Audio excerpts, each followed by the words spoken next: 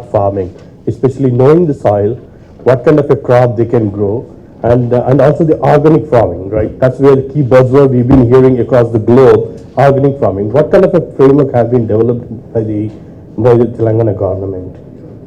That's a good question actually. In fact, smart farming, our approach is a bit different here when we look at a certain sector, We don't come out with a framework because these are new technologies that we're using. So while at the technology level, if you look at AI, blockchain, there we come out with policy frameworks. But when we look at a particular sector, our approach is totally different. What we do is we identify problem statements or we call pain points, and see if technological solutions can address this problem. That's the way our approach has been in the emerging technologies area, because that worked really wonderful for us, and in fact other states are following the same model.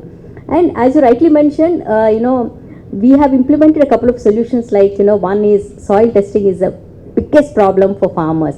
It takes a lot of time, 1 month for them to get a test report. We implemented an AI solution that actually gives the soil test report in 30 minutes. And we call it smart nutrition. That is one. Major nutrients, NPK, and minor nutrients also, it gives out a health report card. That's one. In fact, that particular project won an award, it was confirmed by the Honorable President of India. So at the national level, we got recognition for that.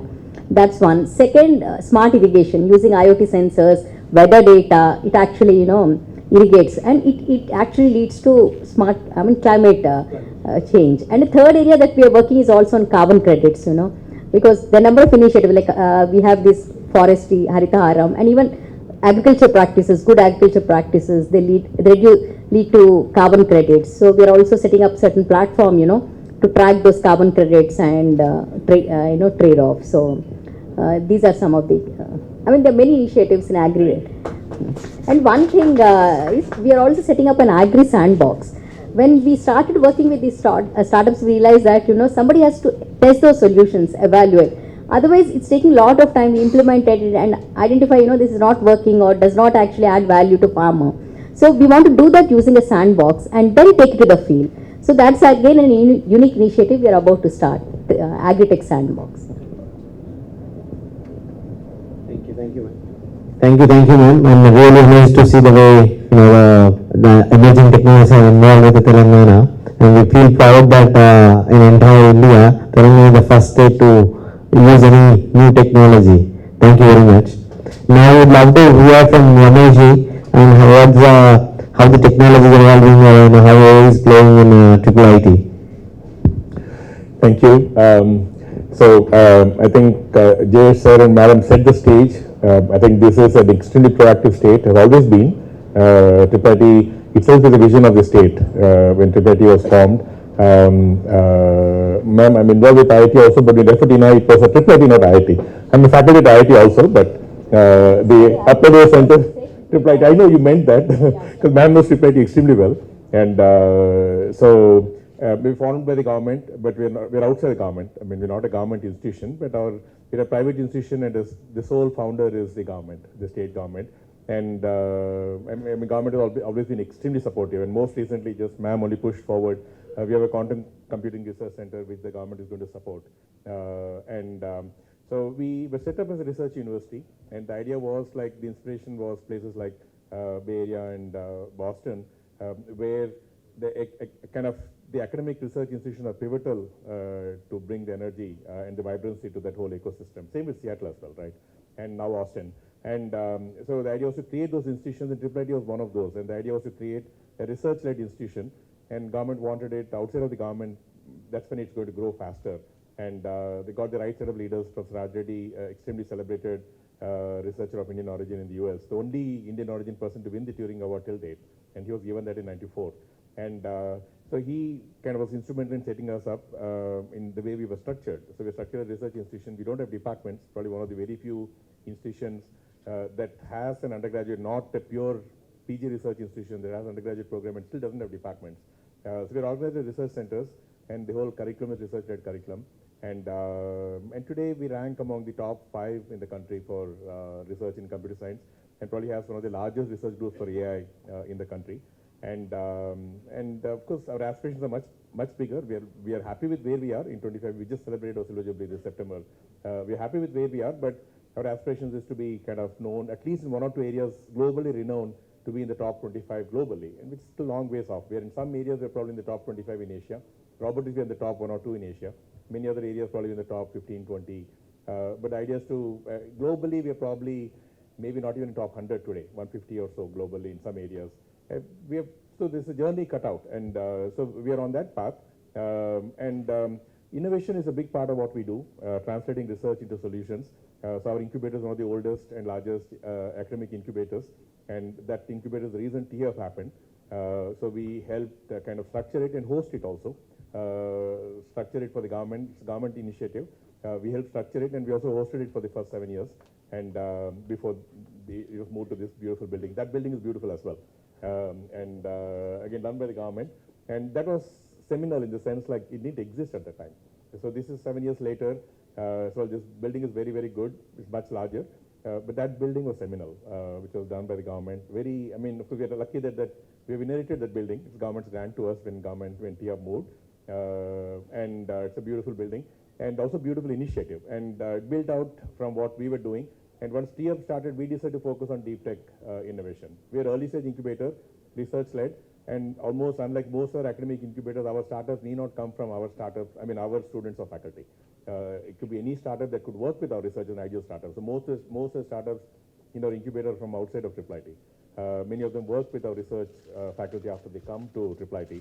And deep tech innovation is very, very hard. If you look at startups, if you go meet, like say if you meet 10 startups, if you're lucky, maybe one has deep use of technology. Again, innovation is innovation, nothing wrong. If they're innovating for markets or innovating on process, anything is fine. But if you look at Bay Area, I mean, like I always say, Indians in Bay Area can create technology for the world. Why can't Indians in India? Right? Many of the startups are not technology startups, so definitely not creating technology for the world. It's like, and that's an opportunity we have for global play. Like, India plays anywhere there. We're a large country with large problems, large opportunity, large volumes. That opportunity is anywhere there, but we also have an opportunity to create technology for the world, and that's something we don't do enough of. And that should come from deep science and deep tech and deep research. And this city is, I mean, like has the largest density of research institutions globally. Like the largest number of defense labs, largest number of CSIR labs, largest number of ICR labs. Ma'am talked so much about agriculture. It's got one of the largest concentration of agricultural research institutions here. The state university is very big already. ICSAT is here. There are about 7 or 8 ICR, like CSIR, there's the Indian Council of Agricultural Research. There's 7 or so ICR research institutions. So very, very kind of intense and extensive work happens in agricultural research in the city. And then we have institutions like IIT, IIT, BITS, and ISB, and University of Hyderabad, apart from all. So the opportunity for deep science and deep tech innovation is very, very high here. And still not much happens. I think we're trying. It's a slow journey. So we are doing our piece. IIT Incubator, like I said, one of the larger incubators. We have a lot of programs to seed technology from research. And if somebody has an idea, and we can work with them to help them with the technology and help them accelerate the early journey. And we also have a product lab to create technology directly from research. We don't even wait for a startup to come. We start to build the first version of the product coming out of research. And these are all initiated in the last 5-6 years. Active translation efforts is in the last 5-6 years. Similarly, IIT does, I'm on their incubators board as well. IIT does some very good work on engineering, kind of technologies coming out of engineering, because they have all branches. Unlike us, we are focused just on computer science and electronics. IIT has all branches. And also it's one of the much better newer IITs. Of the 20 new IITs, it consistently ranks as the top IIT among them. And many rankings better than even some of the older IITs. So IIT Hyderabad is doing very good. BITS has its own incubator. BITS is known extremely entrepreneurial in nature. So BITS is there in the city. CCMB has a very, very nice incubator now, relatively new, only 5-6 years old now. Though they had an initiative earlier, they do license a lot of their work even earlier. It's one of the foremost CSIR labs in terms of translating research into solutions. CCMB probably does one of the best labs, and they also have an incubator now. And it's amazing. If you just go there, it's in Karnataka. If you go to CCMB incubator, every startup you meet will be like a postdoc from some of the best universities in the world or in the country. PhD, in the least a PhD, and many of them would be postdoc or double postdoc. And they work they're taking forward as a startup, like in very, very deep science. Could be like in the microbiology space or like other form of cellular-based diagnostics. and some of them in the tech space also, but a lot of them are in deep science, directly deep science. And those are all long gestation. It's not easy to create those solutions. They take not less than 5 years, and it's amazing. So I think we are poised. There are a lot of things happening. IKP is there on the other side of the city, which is a life sciences innovation park end to end. There are large companies like Bharat Biotech that are there in the vicinity. There are many of those in the IKP park itself, and then IKP does actively seed new startups more in the deep pharma space. There's some tech startups also, but like I know companies that have been there for 7 years and releasing their first molecule into the market, and end to end, like a science researcher coming in with an idea and going through the full life cycle until it got commercialized and launched in the market has been nurtured there. So I think it's a fantastic ecosystem. I'm happy to be a part of it. For a brief time, when the State Innovation Fellow started, I was the state's Chief Innovation Officer interim. Shanta is the regular, properly kind of designated Chief Innovation Officer today. I helped start the innovation cell when the State Innovation Cell started. So we brought all these. We already had a network given earlier.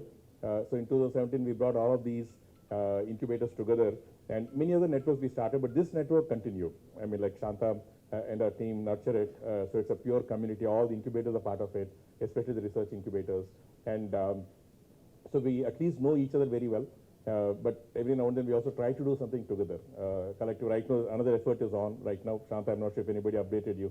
We're trying to create a directory of all research startups. So that's the agenda for this month's meeting, to see how to action that.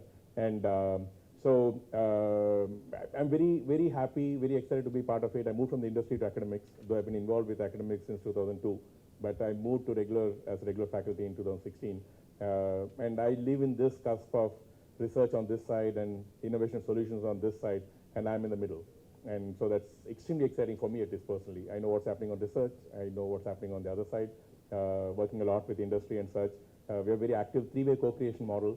I mean, if you want to get solutions from, like, say, emerging technologies like AI and such for an enterprise, you can't find a startup that is doing what the enterprise might want.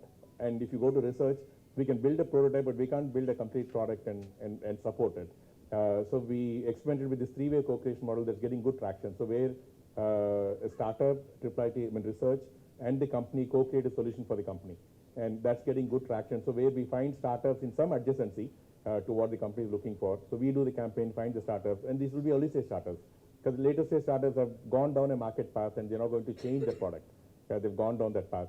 Early stage startups are open to changing, and we work with, TTIT is early stage incubator. We work mostly with early stage startups across the country. And so we find startups that have a solution in some adjacent area, and then we work with the company and define what they should do, and it's something that can be done in a few months.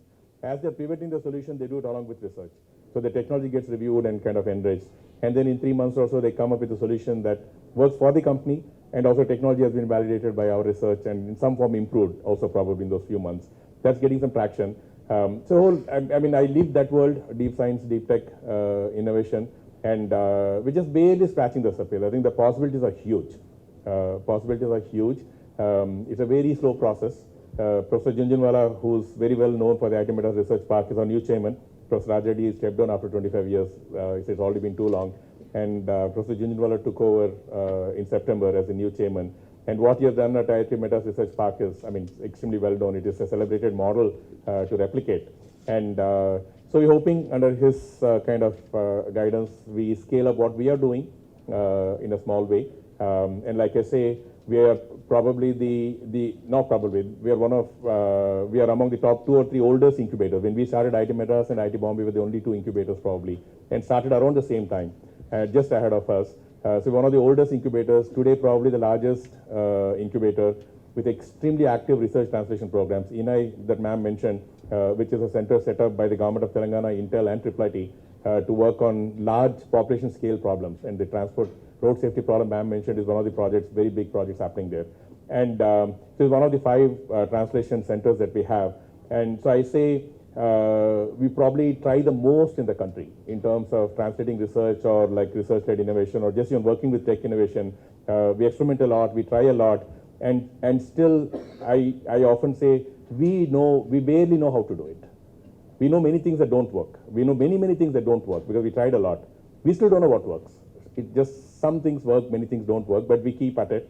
It's an amazing institution, willing, very, very entrepreneurial in nature, even the faculty and the leadership. So we keep experimenting, and I'm sure things will click in its time, but we're happy with the journey.